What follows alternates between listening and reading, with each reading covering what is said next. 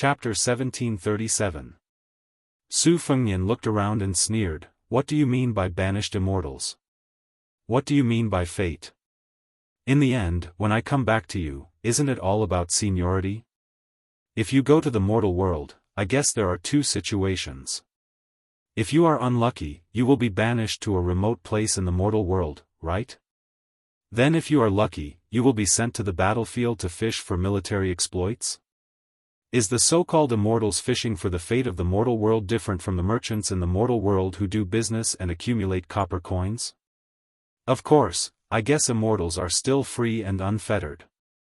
They have a fairyland as their mansion and live forever to watch the liveliness of the mortal world. If they become a real superior in the immortal world, most of them will get it done once and for all. But I am very curious. Will those who have made great contributions to the Tao of Heaven in the mortal world also have unrewarded achievements here? Could it be that there were also official promotions and demotions in this place? Will there be immortals who pretend to be powerful?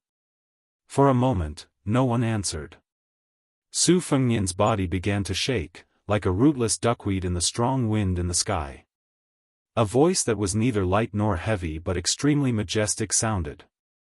The voice was more like a woman's voice from the south. Su Fengnian turned his head and saw her sitting on the roof. She was wearing a phoenix coronet and a robe, solemn and glorious.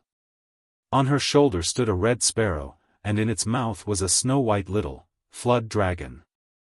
With her appearance, the whole street shook violently. The shaking became more and more intense and showed no signs of stopping. The movement came from a tall building. But Su Fengnian couldn't see the scene of the building at all, even if the window was open and he knew that someone was there. After the violent shaking that seemed to turn the world upside down, it instantly calmed down and stabilized. A middle-aged man in a yellow dragon robe stood beside Tantai Pingjing. Behind him, there was a magnificent scene of the rising sun. Su Fengnian walked all the way. The appearance and clothes of the people in his eyes were extremely ordinary. Only this person and the woman were different from ordinary people. The middle-aged man in the dragon robe should be the culprit who had dragged Su Fengnian into this heavenly earth. However, he looked at Su Fengnian and said with a smile, "There are indeed many unbearable things in the heavens that you speak of. However, the myriad of sceneries in the heavens is definitely not something that a mortal body like yours can use to know the autumn of the world with a single leaf. The cycle of the heavenly Tao is not as unscrupulous as you think. When you return..." Su Fengnian wanted to open his mouth and curse, but he couldn't even open his mouth to speak. However, a shout suddenly rang out from the north, revealing Su Fengnian's thoughts. "Shut up." The middle-aged man dismissed it with a smile, seemingly helpless. The woman on the roof pursed her lips and smiled. She teased, "You northerner, the kid on the street doesn't even want to acknowledge his ancestors, and you're still speaking up for him? He was really protective of his children. Su Zhao's matter, you've already angered the public." That deep voice could be heard clearly from tens of thousands of miles away as it mocked, "Bitch, go and give birth to your baby. You've been pregnant since I was in the Great Qin Empire, and you still haven't given birth. Aren't you ashamed?" After hearing this sentence, Su Fengnian felt very satisfied. It was indeed my true body.